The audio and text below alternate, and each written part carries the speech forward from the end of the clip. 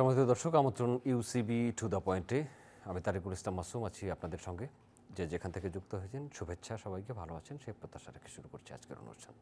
আলোচনার বিষয় বেগম খালেদা জিয়া কেমন আছেন। বেগম খালেদা জিয়া কেমন আছেন আলোচনার জন্য আমাদের সাথে স্টুডিওতে উপস্থিত আছেন অধ্যাপক ডাক্তার মওদুদ আলমগীর পাভেল, মিডিয়ার সমন্বয়ক, বাংলাদেশ জাতীয়তাবাদী দল বিএনপি। তিনি একসাথে মিডিয়ার সমন্বয়ক, আহ্বায়ক এবং একই সাথে তিনি ফিজিশিয়ান মানে চিকিৎসকও। একজন চিকিৎসক সবচেয়ে ভালোভাবে অবস্থা বর্ণনা করতে পারবেন বেগম খালেদা জিয়ার। আমরা জানি বেগম খালেদা জিয়া 23 নভেম্বর রোববার সন্ধ্যার পরে এভারকেয়ার হাসপাতালে ভর্তি হয়েছেন। তার আগে সর্বশেষ তাকে 21 নভেম্বর সশস্ত্র বাহিনী দিবসের অনুষ্ঠানে প্রকাশ্যে দেখা গেছে। নানা অনুষঙ্গ নিয়ে ভর্তি হয়েছেন, এক সপ্তাহ হয়ে গেছে। মির্জা ফখরুল ইসলাম আলমগীর গতকাল বলেছেন তার অবস্থা সংকটাপন্ন। এরপরে মাননীয় প্রধান উপদেষ্টা, রাষ্ট্রপতি সবাই তার সুস্থতা কামনা করেছেন। একজন ফিজিশিয়ান হিসেবে আগে জেনে নেই তার শারীরিক অবস্থা কেমন। মানুষ অধীর আগ্রহে আছে এই বিষয়ে জানার জন্য। এক কথাই বলি আর কি, ম্যাডামের শারীরিক অবস্থা, উনি তো আপনি জানেন যে আপনার ফুসফুসে ইনফেকশন নিয়ে উনি ভর্তি হয়েছিলেন এবং তিনি দীর্ঘদিন যাবৎ বিভিন্ন সময় তাকে মেডিকেল চেক আপের জন্য হাসপাতালে যেতে হয়েছে। এবারের প্রেক্ষাপটটা একটু ভিন্ন, তাকে ভর্তি থাকতে হয়েছে। উনি সাধারণত তার শারীরিক পরীক্ষার পরে বাসায় ফিরে যেতেন, সাম্প্রতিককালে আমরা এটাও দেখতাম। তো এবারে ইনফেকশনটা এমন অবস্থা ছিল যাকে ভর্তি হতে হয়েছে। আসার কথা হচ্ছে যে গত কয়েকদিনের তুলনায় আজকে উনি একটু ভালো বলা যাবে, কিন্তু তার মানে এই না যে উনি পরিপূর্ণ সুস্থ হয়ে গেছেন, এটা নয়। দেশবাসী তার জন্য দোয়া করছেন, আমরাও সবাই অধীর আগ্রহে অপেক্ষা করছি যে এই উন্নতির ধারা অব্যাহত থাকবে। এবং তিনি বিগত সময়ে যতবারই হাসপাতালে গেছেন তিনি কিন্তু এরকম অনেক জটিল সমস্যা তার অতিক্রম করতে হয়েছে এবং সবগুলো কিন্তু তিনি খুবই চমৎকারভাবে অতিক্রম করেছেন। এমনকি তিনি বিরাট একটা লম্বা দীর্ঘ বিমান ভ্রমণ শেষে এয়ার অ্যাম্বুলেন্সে কাতারের আমিরের দেয়া তিনি ইংল্যান্ডে গেছেন, সেখানে চিকিৎসা নিয়েছেন, ফিরেও এসেছেন। তো সব কিছু মিলে একজন চিকিৎসক হিসেবে আমি তো আশাবাদী হতে চাই যে ইনশাল্লাহ তার এই উন্নতির ধারাটা অব্যাহত থাকবে এবং তিনি ঠিক পুরোপুরি সুস্থ না হলেও যেরকম অসুস্থতা তার ছিল সেগুলোর সাথে উনি নিজেকে মানিয়ে নিয়ে আবার ফিরে আসতে পারবেন ইনশাল্লাহ। ওনার শারীরিক জটিলতাগুলো কী কী যতদূর বলা যায়? আমার মনে হয় যে মেডিকেল যে সমস্ত ক্লিনিকের ইনফরমেশন এগুলো তো আসলে কিছুটা প্রাইভেট। হ্যাঁ, উনি একজন সম্ভ্রান্ত একজন বলতে পারি আমরা আমাদের সিনিয়র সিটিজেন, দেশের 3 বারের প্রাক্তন প্রধানমন্ত্রী। তার স্বাস্থ্যের সকল বিস্তারিতটা খুবই গুরুত্বপূর্ণ না, গুরুত্বপূর্ণ হলো এই যে তিনি মোটামুটি স্বাস্থ্যগতভাবে কেমন আছেন। আমরা যদি এইটুকুর মধ্যে সীমাবদ্ধ থাকতে পারি এবং মোটা দাগে যে কথা মানুষ বোঝে সেটুকুর মধ্যে সীমিত থাকলেই ভালো। ওনার ফুসফুসে ইনফেকশন আছে, আর এর আগে তো আমরা তার কিছু কিছু অসুস্থতার কথা আমরা জানতাম, যেটা লিভারের যে অসুস্থতা তিনি কারাগারে যেটাকে উনি পেয়েছিলেন সেটা কিন্তু এখন আর তাকে অতটা বেশি সমস্যা করছে না। তার অন্যান্য অসুস্থতার মধ্যে তার রিমাটয়েড আর্থ্রাইটিসের কথাও সেটা আমরা আগে থেকে জানি এবং আনুষঙ্গিক কিছু হৃদরোগ সংক্রান্ত সমস্যা যেটা একজন সিনিয়র সিটিজেনের খুব সঙ্গতভাবে থাকে এই পর্যায়ের। সব কিছু মিলে বলতে পারেন যে যখন একটা অসুস্থতার সাথে আর একটা অসুস্থতা যখন সংযুক্ত হয়, বিশেষ করে ইনফেকশন যখন সৃষ্টি হয় এবং যখন এটা বারবার হয়, তখন এটা একটা সমস্যা বা একটা চ্যালেঞ্জের জিনিস হয় আর কি এই পর্যন্ত। তাছাড়া যে ওষুধগুলো শরীরে দেওয়া হয় সেই ওষুধগুলোরও তো প্রতিক্রিয়া থাকে। হ্যাঁ, নিশ্চয়ই। কোনো ওষুধই তো বলতে গেলে একেবারে বিষমুক্ত নয়, প্রত্যেকটা ওষুধের কিছু পার্শ্ব প্রতিক্রিয়া থাকে, সকল ক্ষেত্রে থাকে। যার জন্য যারা একটু বয়সী বা যাদের লিভার বা অন্যান্য সমস্যা কিছু থাকে তাদের ক্ষেত্রে যে কোনো ওষুধ নির্বাচনটা খুব সতর্কতার সাথে করতে হয়। চিকিৎসকরা এক্ষেত্রেও করছেন। আর আসার কথা হচ্ছে যে উনি যতবারই এই ধরনের ইনফেকশনে আক্রান্ত হয়েছেন প্রতিবারই কিন্তু যেগুলো ওষুধ তাকে প্রয়োগ করা হয়েছে সেগুলোতে উনি খুব ভালো এবং দ্রুত তাতে ওখানে রেসপন্ড করেছেন এবং তার দ্রুত উন্নতি চিকিৎসকরা লক্ষ্য করেছেন। যার জন্য আমরাও দেশবাসীর মতন আমরাও আশাবাদী হতে চাই, যেহেতু ইতিপূর্বে তার ভেতরে আমরা দেখেছি যে উনি যে কোনো বিপদকে আল্লাহর রহমতে কাটিয়ে উঠতে পারেন। তার অসুস্থতা তো আমরা জানি যে বিগত 17 বছর যখন তার চিকিৎসার সকল সুযোগ ছিল না, তখন তাকে দেশের বাইরে যেতে দেওয়া হয়নি। তখন দেশের ভেতর থেকেও সীমিত পরিসরে যে চিকিৎসা উনি পেয়েছেন, তাতেও তো আল্লাহর রহমতে উনি মোটামুটি একটা জীবনযাপনের পর্যায়ে ছিলেন। যে বিএনপির মুখপাত্র মাহাদি আমিন তিনি বলেছেন যে তাকে ইংল্যান্ডে নেওয়ার একটা প্রস্তুতির ব্যাপার আছে, বা ইংল্যান্ডের যেই চিকিৎসকের অধীনে তিনি চিকিৎসা নিয়েছেন সেখানে চিকিৎসা নেওয়া বা তাদের সাথে যোগাযোগ করে চিকিৎসার ব্যবস্থা, তাকে কি ইংল্যান্ডে নেওয়ার মতো অবস্থা বা পরিস্থিতি বা পরিবেশ বা পরিকল্পনা আছে? এটা একটা পরিকল্পনার একটা অংশ। এর পাশে হয়তো এমনি আরও 2-3টা পরিকল্পনাও আছে। একক পরিকল্পনা তো ওনার মতন একজন যেতে বলতে যে জাতির সবচেয়ে বড় জনপ্রিয় একজন মানুষ, এটা দল মত নির্বিশেষে এই মুহূর্তে তিনি সকলের প্রার্থনায়, সকলের দোয়ার মধ্যে আছেন। তার ব্যাপারে ইতিপূর্বে যেহেতু একটা পরীক্ষিত একটা কেন্দ্র, লন্ডন ক্লিনিকে উনি ইতিপূর্বে ইংল্যান্ডে চিকিৎসাটা নিয়েছেন এবং তিনি এয়ার অ্যাম্বুলেন্সে করে সেখানে গেছেন। তো সে কারণেই যেহেতু ওই লন্ডন ক্লিনিকের চিকিৎসা পদ্ধতির সাথে উনি পরিচিত এবং তারাও এই রোগী সম্পর্কে পরিচিত, সাধারণত এটা চিকিৎসা বিজ্ঞানে এই ধরনের ব্যাপারটাকে গুরুত্ব দেওয়া হয় যে যারা এই রোগ সম্পর্কে, রোগী সম্পর্কে আগে থেকে দেখেছেন বা জানেন, তো তাকে সেই বিবেচনাটা রাখা হয়েছে এবং ওই একইভাবে ওই কাতারের সাথে যোগাযোগটা শুরু হয়েছে। সেটা একদিকে সেটা তো যোগাযোগটা অব্যাহত থাকবে এবং এয়ার অ্যাম্বুলেন্স বা কাতারের যে আইসিইউ বিশেষজ্ঞ দল তারাও নিশ্চয়ই ম্যাডামকে দেখবেন। একই সাথে ম্যাডামের শারীরিক সক্ষমতাটাও তার ভ্রমণ উপযোগী হতে হবে। এই দুটোই ইস্যু বিবেচনায় রেখে এই প্রক্রিয়াটা চলছে। পৃথিবীর বলতে গেলে সকল উন্নত দেশই কিন্তু তারা নিজেরা বলেছে যে তারা ম্যাডামের চিকিৎসার পাশে থাকতে চায়। চীন আগ্রহ দেখিয়েছে তাকে। চীনও আগ্রহ দেখিয়েছে। চীনের আগ্রহটা বলতে পারেন যে অনেকটা এগিয়ে গেছে আর কি। চীনের পক্ষ থেকে ইতিমধ্যে পররাষ্ট্র মন্ত্রণালয়ের যে তাদেরকে একটা অনুরোধপত্র বা সম্মতিপত্র যেটা দেওয়ার জন্য বলা হয়েছিল, সেটা পররাষ্ট্র মন্ত্রণালয় ইতিমধ্যে চীনের পররাষ্ট্র মন্ত্রণালয়ে প্রেরণ করেছেন এবং সেখানে এটার উপর কাজ চলছে। সম্ভবত খুবই দ্রুত হয়তো চীনের একটা বিশেষজ্ঞ দল বাংলাদেশে আসবেন, তারা ম্যাডামকে পর্যবেক্ষণ এবং তার ক্ষেত্রে তাদের কোনো পরামর্শ আছে কিনা। আমাদের স্থানীয় যে মেডিকেল টিম তারাও যথেষ্ট দক্ষ। বলতে গেলে আমাদের যে স্থানীয় চিকিৎসক দল যারা আছেন তারাই কিন্তু এই যাবৎ ম্যাডামকে চিকিৎসাটা দিয়ে এসেছেন এবং তারা সফলভাবে দিয়েছেন এবং পৃথিবীর সকল উন্নত প্রতিষ্ঠান বা উন্নত স্বাস্থ্যকেন্দ্র বা স্বাস্থ্য হাসপাতাল যেগুলো রয়েছে, তারা কিন্তু আমাদের দেশের যে মেডিকেল টিম যারা কাজ করছে তাদের এই চিকিৎসার সাথে কিন্তু খুব বেশি ভিন্নতা প্রকাশ করেননি, বরং তারা তাদেরকে অভিনন্দিত করেছেন এই অর্থে যে তারা সীমিত সুযোগ সুবিধার মধ্যেও ম্যাডামকে যে চিকিৎসাটা দিয়েছেন সেটা যথার্থ ছিল। তো সুতরাং আমরাও মনে করি যে যদি চীনের সেই বিশেষজ্ঞ চিকিৎসক দল যারা খুবই, আমরা শুনেছি যে তাদের দক্ষতাটা অন্য যে কোনো সাধারণ চিকিৎসকের চাইতে অনেক বেশি, তো তাদের কাছ থেকে নতুন কোনো পরামর্শ পাওয়া গেলে সেটা ভালো, সেটা নিশ্চয়ই তার চিকিৎসার ক্ষেত্রে নতুন একটা মাত্রা যুক্ত করবে এবং ম্যাডাম হয়তো সেটাতে উপকৃত হবেন আশা করছি আমরা। তাহলে লন্ডন, কাতার বা চীন এর মধ্যে যাওয়ার ব্যাপারে এখনো কোনো না, সিদ্ধান্ত? কাতারে ঠিক যাওয়া নয়, কাতারের এয়ার অ্যাম্বুলেন্সটাকে লন্ডনে যাওয়ার জন্য ব্যবহার করা আর কি, এটাই হলো বিষয়। এবং সেক্ষেত্রে কাতারের যে আইসিইউ বিশেষজ্ঞ দল যারা থাকবেন তারাও তার ভ্রমণ উপযোগিতা দেখবেন এবং তারা হয়তো সেক্ষেত্রে সহযোগিতা করবেন। আরেকটা বিষয়, এই মুহূর্তে আলোচনায় তিনি তারেক রহমান, জি, ভারপ্রাপ্ত চেয়ারপারসন বিএনপির এবং বেগম খালেদা জিয়ার বড় ছেলে, জীবিত একমাত্র ছেলে, তিনি একটা ফেসবুক স্ট্যাটাস দিয়েছেন যে তার একক সিদ্ধান্তের উপরে অনেক কিছু নির্ভর করে না, রাজনৈতিক বাস্তবতা ও একক সিদ্ধান্তের সুযোগ না থাকায় মায়ের কাছে নেই বা তিনি আসতে এটা পারছেন না। আপনারা হয়তো মানে খবরের শিরোনাম করার জন্য এরকম ব্যবহার করতে পারেন। আমি কিন্তু এই জায়গায় একটা জিনিস খুব প্রাসঙ্গিকভাবে বলি যে আমরা পুরো ব্যাপারটাকে একটু আবেগের দৃষ্টিতে দেখছি কিনা। আবেগ আর বাস্তবতাটা দুটো আলাদা জিনিস।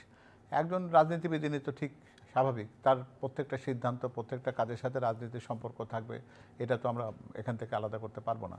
কিন্তু একজন সন্তান হিসেবে আমরা যদি লক্ষ্য করি যে তার মায়ের জন্য যে যে তার সেবা এবং মায়ের জন্য যে তার সংশ্লিষ্টতা, এটা কিন্তু অসাধারণ। আমরা কিন্তু অনেকেই হয়তো সে ভেতরের কথা জানি না। সেটা হলো যে উনি কিন্তু ওই চিকিৎসক দলের সাথে প্রত্যেকটা মেডিকেল বোর্ড যখন হয় তখন তিনি সেখানে অংশগ্রহণ করেন এবং চিকিৎসকদের কাছ থেকে উনি তার ভালো মন্দ জানবার চেষ্টা করেন এবং সেখানে তার মতামত যেটা আছে সেটাও কিন্তু উনি দেওয়ার চেষ্টা করেন। আমরা তার এখানে মায়ের কাছে আসার ব্যাপারটাকে যেটা দেখছি, এটা তো আক্ষরিক করতে উনি তো তার মায়ের সাথে সবসময় আছেন, প্রতিদিনই তার মায়ের সঙ্গে তার কথা হয় এবং প্রতিদিনই তার চিকিৎসকদের সাথে তার অবস্থার যে পরিবর্তন যেটা আছে বা যেটাই হোক না কেন সেটা উনি অবহিত থাকেন। তার স্ত্রী একজন খুবই প্রখ্যাত হৃদরোগ বিশেষজ্ঞ, তিনিও এই চিকিৎসক যে বিশেষজ্ঞ দল আছে যেটা মেডিকেল বোর্ড বলি আমরা, তাতে তিনিও কিন্তু অংশ নেন। তো সব কিছু মিলে এটাকে আমরা যদি একটু আবেগের জায়গা থেকে না দেখে যদি আমরা যুক্তির জায়গা থেকে দেখি, যেমন উনি এই মুহূর্তে লন্ডনে আছেন, যদি তাকে আমরা এয়ার অ্যাম্বুলেন্সে যদি তাকে লন্ডন যাওয়ার উপযোগিতা তৈরি হয়, সেক্ষেত্রে উনি লন্ডন ক্লিনিকের সাথে তার যোগাযোগ রেখে এখান থেকে তার মাকে যাওয়ার পরে চিকিৎসাকে যতটা সহজতর করতে পারবেন, উপযোগী করতে পারবেন, তাকে আপনারা এখানে আসতে বলতে পারেন আর কি, আবেগের কারণে ঠিকই আছে। কিন্তু আমি আবেগকে সমর্থন করি না, কারণ উনি এসে একবার দেখবেন, দেখার পর চিকিৎসকরা বলবেন যে না, আপনার তো সিসিউতে বারবার আপনি যেতে পারবেন না, তাকে বাসায় যেতে হবে। দীর্ঘদিন পর দেশে আসার জন্য অসংখ্য নেতাকর্মী তাকে ভিড় করবে এবং সেটাতে তিনি মায়ের যে চিকিৎসার অগ্রাধিকার, সেটা থেকে কিন্তু বঞ্চিত হবেন। এখন কিন্তু তিনি দুটো কাজই করতে পারছেন। একদিকে তিনি রাজনৈতিক যে কাজগুলো আছে, দলের নির্বাচনমুখী, তার ক্ষেত্রে তার নতুন নতুন অনেক কাজ করতে হয় প্রতিদিন, সেটা যেমন করছেন।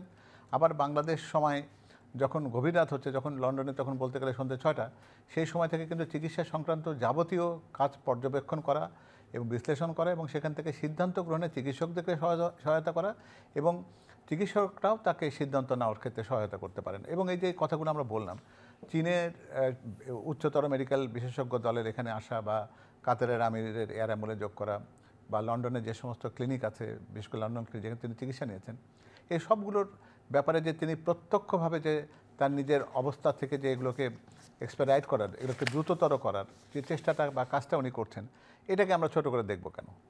আমাদের তো মূল কাজটা হচ্ছে যে সন্তান হিসেবে তিনি তার মায়ের সুচিকিৎসাকে নিশ্চিত করবেন। শুধু আবেগের কয়েক সেকেন্ডের আইসিইউতে তার মাকে দেখার চাইতে আমার মনে হয় যে সেই ব্যাপারটাতে গুরুত্ব দেওয়াটা অনেক বেশি গুরুত্বপূর্ণ এবং সেটা উনি যথার্থভাবে করছেন বলে আমার মনে হয়। তাছাড়াও আমরা তো জেনেছি তিনি বহুদিন থেকেই জানছি যে তিনি শিগগিরই আসছেন, তার আসার ব্যবস্থা হচ্ছে, হয়তো ডিসেম্বরের প্রথম উইকে আসার কথা ছিল। ওনার যে বক্তব্য বা ওনার যে পুরো বক্তব্যটা পড়লে বোঝা যায় যে তিনি আসতে চাইলেও কোনো একটা অদৃশ্য কারণে আসতে পারছেন না, এমন কি বিষয়? না, এর অদৃশ্য কারণের বিষয় না, এটা একটা সময়ের ব্যাপার আছে আর কি। আর ব্যাপার হলো যে আমরা যেমন এই দেশে বোধহয় করি আর কি, প্রত্যেকটা শব্দের বিশ্লেষণে যাই, সেই শব্দের বিশ্লেষণটা এরকম করে না করলে ভালো। সেটাও যদি তো খুব স্বাভাবিক যে কোনো মানুষের একটা সাধারণ নাগরিক এবং একজন রাজনৈতিক ব্যক্তিত্ব যিনি বাংলাদেশের স্বাধীনতা সার্বভৌমত্বের সাথে যার অঙ্গাঙ্গি জড়িত থাকার একটা অবস্থান আছে, সেখান থেকে তার যে কোনো একটা যাতায়াতের সিদ্ধান্তটা 8-10 জনের যাতায়াতের সিদ্ধান্তের সাথে এক করে দেখা ঠিক হবে না। তবে এর মানে এই না যে তিনি একটা অনিশ্চয়তার জায়গায় রয়েছেন বা কোনো একটা বাধার মধ্যে আছেন, এরকম কোনো কিছু নয়। এটা একটা সময়ের ব্যাপার।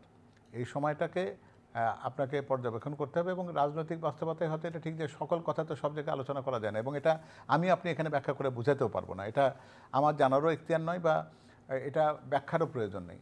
উনি বাংলাদেশের একটি বৃহত্তম রাজনৈতিক দলের ভারপ্রাপ্ত চেয়ারম্যান, সেই দলের নির্বাচন পরিচালনার দায়িত্ব তার, এটা উনি জানেন।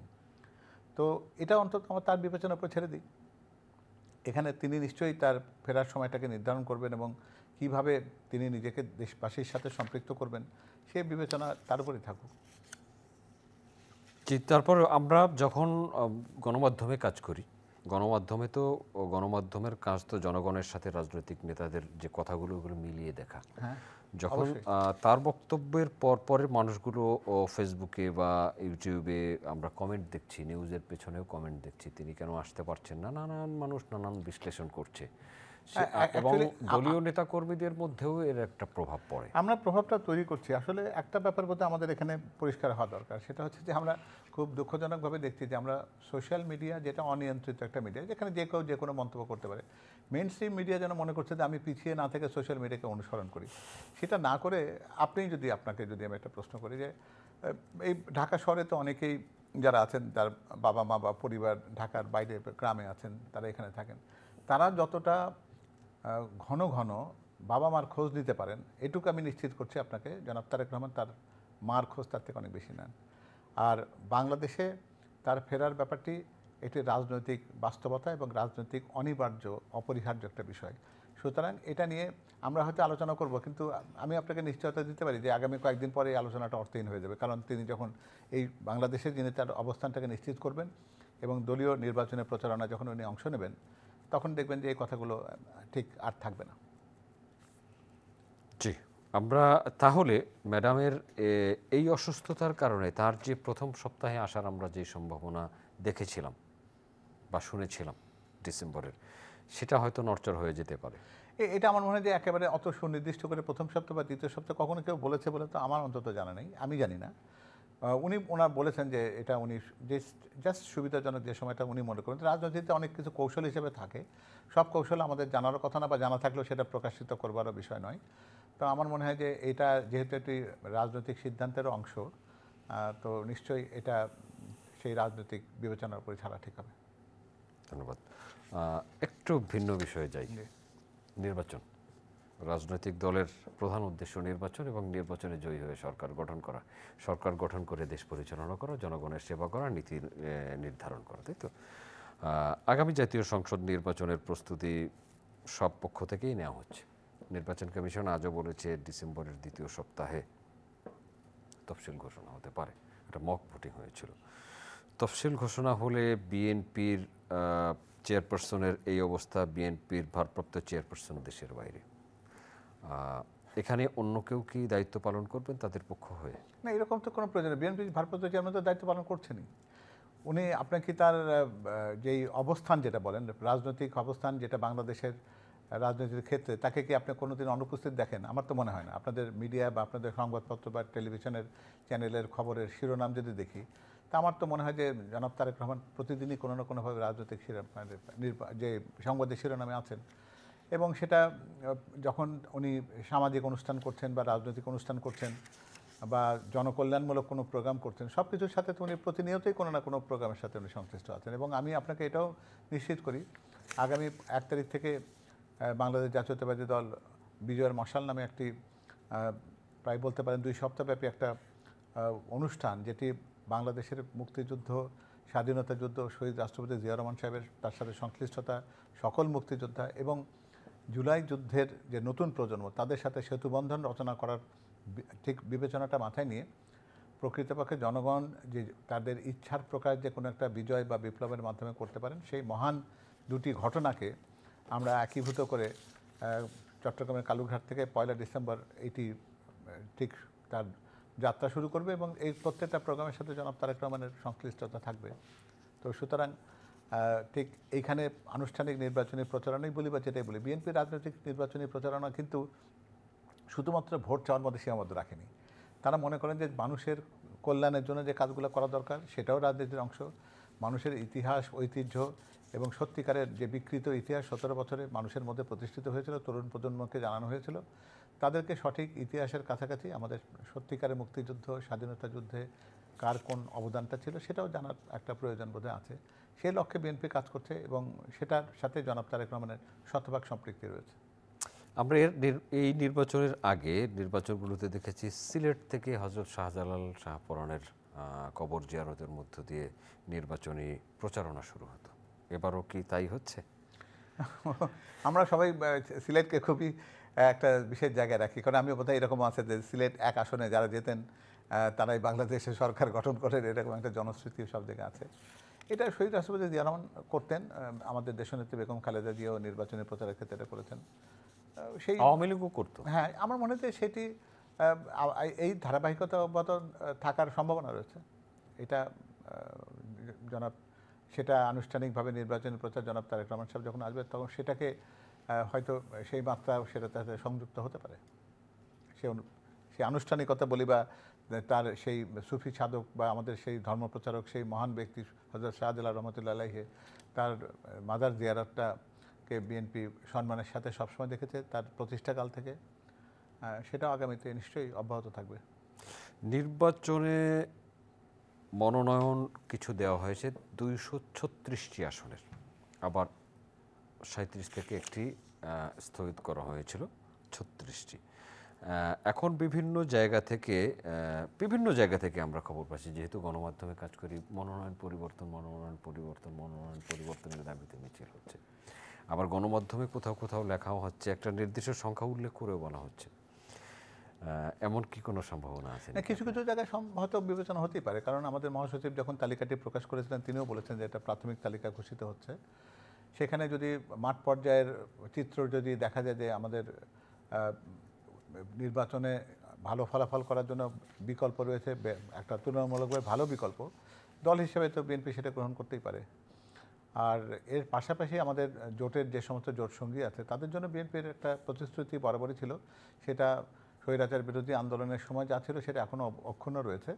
তাদের জন্য বিএনপি সুনির্দিষ্ট কিছু আসন রাখতে চায়। তো সেই আসন দেওয়ার ক্ষেত্রেও হয়তো কোনো কোনো ক্ষেত্রে আপনি তো জানেনই যে একটা পছন্দ অপছন্দের জায়গা থাকে, সেই জায়গাতে হয়তো দুই একটা পরিবর্তন যে হবে না সেটাও তো খুব জোর দিয়ে বলা যাবে না। জোটের বিষয়ে আলোচনা হচ্ছে কাদের সাথে? জোটের সাথে নতুন করে আলোচনার যেটা আপনারা মনে করছেন, আমাদের জোটের ক্ষেত্রে আলোচনার দ্বার কিন্তু উন্মুক্তই ছিল, আপনি জানেন। এবং যারা আমাদের সাথে যুগপৎ আন্দোলনে আমাদের সাথে ছিলেন, 31 দফা প্রণয়নে যারা সহায়তা করেছেন, তারা আমাদের সঙ্গে প্রথমেও ছিলেন, শুরুতেও ছিলেন, এখনও আছেন। আর এর বাইরে দিয়ে নতুন রাজনৈতিক দল যারা আছেন তারাও আমাদের সাথে আনুষ্ঠানিক অনানুষ্ঠানিক অনেক আলোচনাতেই তারা সম্পৃক্ত আছেন। এটি একটা নির্বাচনের সাধারণ নিয়ম প্রক্রিয়া, এটা পৃথিবীর সব জায়গাতেই হয়, বাংলাদেশেও এর ব্যতিক্রম নয়। আমরা মনে করি যে যারা প্রকৃতপক্ষে বাংলাদেশকে, যারা সবার আগে বাংলাদেশ এই বিশ্বাসে বিশ্বাসী, যারা বাংলাদেশের স্বাধীনতা এবং সার্বভৌমত্বের প্রতি এবং বাংলাদেশি জাতীয়তাবাদের প্রতি তাদের আস্থা রয়েছে, তাদের সাথে আমাদের এই রাজনৈতিক জোট এটা হতেই পারে। 2001 সালের নির্বাচনে 4 দলীয় জোট ছিল, জামায়াতে ইসলামী এর মধ্যে একটা বড় স্টেক ছিল। এবছরও কি তাদের সাথে জোট হচ্ছে? আমার তাদের সাথে কোনো আনুষ্ঠানিক আলোচনার কথা আমার জানা নেই। তবে এমনিতে নির্বাচন যেটা বর্তমানে আমাদের যে প্রেক্ষাপট তৈরি হয়েছে, তাতে বাংলাদেশের সংসদে বিরোধী দলও থাকার প্রয়োজন আছে। তো সে কারণেই আমরা মনে করি যে সবাই যদি জোটভুক্ত হয়ে যায় এবং সেখানে যদি নির্বাচনটা সেরকম হয়, তাহলে হয়তো এটা জনগণও ঠিক তাদের পছন্দ অপছন্দ নির্বাচনে তাদের ক্ষেত্রে হয়তো কিছু সমস্যা হতে পারে। তবে দিন শেষে সেই সমীকরণটা কোথায় গিয়ে দাঁড়াবে সেটার জন্য হয়তো আমাদের আরও একটু অপেক্ষাই করতে হবে। পাবনায় বিএনপি এবং জামায়াতের মধ্যে সংঘর্ষ হয়েছে। এটা ঠিক ওইভাবে বিএনপির কাছে, আমাদের কাছে যে তথ্য আছে তাতে সংঘর্ষ হয়েছে, দুই মধ্যে কথাটিকে হয়তো একটু বাদ দিতে হবে। আমরা বরং বলি যে এই জায়গায় বিএনপি আক্রান্ত হয়েছে অযাচিতভাবে। আমরা আমাদের একটা প্রেস বিবৃতির মধ্যে দিয়ে কিন্তু সেটিকে আমরা বলেওছি, এবং সেখানে বিভিন্ন পত্রিকাতে যে ছবি এসেছে তাতে আমরা অস্ত্রধারী যে সন্ত্রাসী দেখেছি তারা কিন্তু আসলে জামায়াত কর্মী। তো ওখানে বিএনপির ঠিক কাউকে আক্রমণ করার কোনো সুযোগ তো ওখানে ছিল না। বরং আমরা যেটা জেনেছি যে কিছু কিছু ধর্মীয় বিষয়গুলোকে নিয়ে জামায়াতে ইসলাম যেভাবে নির্বাচনী প্রচার তারা বরাবর চালিয়ে যান, সেটাই তারা করতে গিয়েছিলেন। এবং তাতে কিছু মানুষ যারা প্রকৃত ধর্মপ্রাণ, তারা প্রকৃত ইসলামকে যারা বোঝেন, তারা বলেছেন যে ঠিক এগুলো তো নির্বাচনী প্রচারের অংশ হতে পারে না। তারা সেই জায়গায় আপত্তি করার প্রেক্ষিতে সেখানে একটা সংঘর্ষ ছিল। সেই সংঘর্ষের ব্যাপারটা একতরফাভাবে ছিল। তারা যেহেতু ভিন্ন মত জামায়াতে ইসলাম ওখানে পছন্দ করেননি, তারা সেই জায়গাতে এরকম করেছেন, সেটা আমরা জেনেছি এরকম। তার প্রেক্ষিতে পরবর্তী পর্যায়ে তারা কাছাকাছি আরেকটা বিএনপির একটা মিছিল দেখে সেখানে আক্রমণের ঘটনা ঘটেছে, আমরা এইটুকুই জানি। এবং আমরা তারপরে বলেছি যে প্রকৃত ঘটনা কি এটা আইন শৃঙ্খলা বাহিনীর এটা দেখা উচিত, তদন্তের আহ্বান আমরা জানিয়েছি। তাতে দোষী ব্যক্তি যদি কেউ থাকেন তাকে চিহ্নিত করা এবং বিচারের আওতায় আনা। কারণ নির্বাচনে একটা সুস্থ নির্বাচনী পরিবেশ রাখার ক্ষেত্রে বিএনপির অঙ্গীকারের কোনো রকম তারতম্য হয়নি। আমরা সেই জায়গাতে শুরুতে ছিলাম, এখনও আছি। অস্ত্রের ঝনঝনানি শুরু হয়েছে। আমরা নির্বাচনী প্রচারণায় যাওয়ার পরে চট্টগ্রামে, ঢাকায় কোর্টের সামনে এবং পাবনায় আমরা ফায়ার আর্মসের সামনাসামনি দেখেছি। যে গুলিগোলার ঘটনাগুলো আমরা সিসিটিভি রেকর্ড থেকে দেখেছি। এবং আমরা জানি যে 4,500-এর মতো অস্ত্র খোয়া গেছে পুলিশের। সেই অস্ত্রগুলো এখনও উদ্ধার হয়নি। এই অস্ত্র যদি বাইরে থাকে তাহলে নির্বাচনের পরিবেশ কেমন হবে? হ্যাঁ, এটা একটা চিন্তার বিষয়। এবং আমরা খুব দুঃখের সাথে দেখছি যে কয়েকটি ঘটনার কথা আপনারা বললেন, এর বেশিরভাগ ঘটনায় কিন্তু বিএনপি কিন্তু আক্রান্ত হয়েছে। বিএনপির সমর্থক নেতাকর্মী কিংবা বিএনপির নির্বাচনের প্রার্থী যারা, তারা আহত হয়েছেন, আক্রান্ত হয়েছেন, গুলিবিদ্ধ হয়েছেন। তো আমরা খুবই আশঙ্কার সাথে এটা দেখি। এবং এটা আমরা এই অন্তর্বর্তী সরকারের কাছে আমরা বরাবরই বলেছি যে আইন শৃঙ্খলা রক্ষাটা তাদের জন্য অন্যতম চ্যালেঞ্জ হবে নির্বাচনকালীন সময়। কারণ এই নির্বাচনকে অর্থহীন করা বা বিতর্কিত করার চেষ্টা তো স্বৈরাচারের পক্ষ থেকে বা তাদের অবস্থিত যে শক্তির যে অবশিষ্ট অংশ দেশে আছেন, তারা তো এটা করতেই পারে। এবং এরপরেও যারা আগামী নির্বাচন নিয়ে যারা শঙ্কিত, যারা মনে করছেন যে তাদের প্রত্যাশিত ফলাফল নাও হতে পারে, তো হঠাৎ করে যে তারা এই সহিংসতার পথ যে নেবেন না, এটাও জোর দিয়ে বলা যাবে না। সব কিছু মিলে সরকারের অন্যতম গুরুত্বপূর্ণ দায়িত্ব হবে যেগুলো হারিয়ে যাওয়া অস্ত্রগুলো বা লুট হয়ে যাওয়া অস্ত্রগুলো, এগুলোকে উদ্ধার করা। এবং কোনোভাবে এই জায়গাতে সত্যিকার অর্থে ওই যে একটি শব্দ হয়তো খুব বেশি ব্যবহারে এটা অনেকটা দুর্বল হয়ে গেছে, জিরো টলারেন্স শব্দটাকে আবার প্রকৃতপক্ষে প্রতিষ্ঠিত করা, যাতে কোনো সন্ত্রাসী কখনোই অন্তত নির্বাচনী পরিবেশকে বিঘ্নিত করতে না পারে। নতুন রাজনৈতিক দল এবং উপদেষ্টা দুইজন ছাত্র উপদেষ্টা আছেন, তাদের নির্বাচনে অংশগ্রহণ করার কথা আমরা যদ্দূর শুনেছি বিএনপির সাথে তারা সমঝোতা করছেন, আপনি কি জানেন?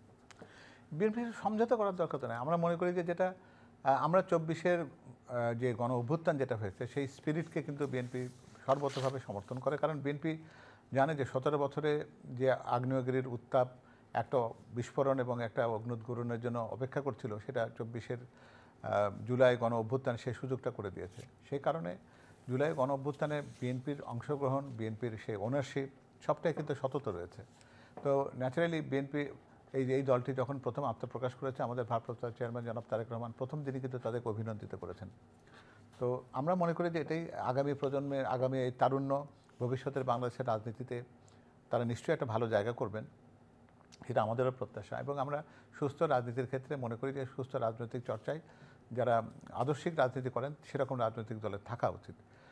তারা যদি আমাদের সাথে আদর্শিক অবস্থান থেকে কোনো সমঝোতা, সেটা নির্বাচনের সমঝোতায় যদি তারা আসেন, তাদেরকে সবসময় আমরা স্বাগত জানিয়েছি। আগামী নির্বাচনে বিএনপির মূল প্রতিদ্বন্দ্বী কাকে মনে করেন? আমি বিএনপির মূল প্রতিদ্বন্দ্বী মনে করছি যে এই অর্থে যদি বলেন তাহলে বিএনপির আমরা অনেক সময় বলি না যে আমি নিজের প্রতিদ্বন্দ্বী, অর্থে এক্ষেত্রে বলতে চাইছি এই জন্য বিএনপির প্রতিদ্বন্দ্বিতা নিজের সাথে এই জন্য করতে হবে যে গত নির্বাচনে যেহেতু আওয়ামী লীগ বিএনপির প্রধান প্রতিদ্বন্দ্বী ছিল, সেই জায়গায় বিএনপিকে প্রমাণ করতে হবে যে তারা আগের চাইতে বেশি ভোটের ব্যবধানে জয়লাভ করতে যেন পারে। সেটি হলো বিএনপির মূল প্রতিদ্বন্দ্বিতার জায়গা। অর্থাৎ তাদের আরও ভালো ফলাফল করে জনগণকে এটা বোঝানোর একটা দায়িত্ব রয়েছে যে আমরা সত্যিকার অর্থে দেশে আমরা নিজেরা শুধুমাত্র জনপ্রিয় দল বলে তো দাবি করলে হবে না, এটা আমাদের জনমনে প্রতিষ্ঠিত করতে হবে। সুতরাং আমার কাছে মূল চ্যালেঞ্জটা বা প্রতিদ্বন্দ্বিতার জায়গা হচ্ছে এটাই যে বিগত সময়ে আমাদের ভোটের ব্যবধান যা ছিল সেটাকে আরও বাড়িয়ে এই প্রতিদ্বন্দ্বিতা নিজের সাথে করা। বেগম খালেদা জিয়া ৩টি জাতীয় সংসদের আসনে নির্বাচন করবেন বলে প্রাথমিক প্রার্থিতা তার নির্ধারণ করা হয়েছে। তার আসনগুলোতে নির্বাচন পরিচালনা কিভাবে হবে ছোট্ট করে? এটা কিন্তু সব জায়গায় নির্বাচন পরিচালনা কমিটি সব জায়গাতে হয়েছে। আর একটা জিনিস হলো কি, বেগম খালেদা জিয়া নির্বাচনে অংশগ্রহণ করাটাকে আমরা মনে করি যে বাংলাদেশের জন্য গণতন্ত্র প্রতিষ্ঠার এবং মানুষের ভোটাধিকার প্রতিষ্ঠার ক্ষেত্রে তিনি যে অবদানটি রেখেছেন, দেশের মানুষের জন্য একটা সুযোগ তাকে সে প্রতিদান দেওয়া এবং তার সে ঋণ শোধ করার। সুতরাং বেগম খালেদা জিয়া নির্বাচনে অংশগ্রহণ করেছেন, এটি তার কথা না হয়ে বরং আমরা তাকে নির্বাচনে অংশগ্রহণের মধ্য দিয়ে তাকে বিজয়ী করার মধ্যে দিয়ে সম্মানিত করব, এটাই আমাদের। আপনাকে ধন্যবাদ। সম্মানিত দর্শক, এতক্ষণ আমাদের সাথে থাকার জন্য কৃতজ্ঞতা। আগামী অনুষ্ঠান দেখার আমন্ত্রণ রইল। দেখা হতে পারে সেই অনুষ্ঠানে। ভালো থাকবেন সবাই। আপনাদের সবার জন্য অনেক অনেক শুভকামনা।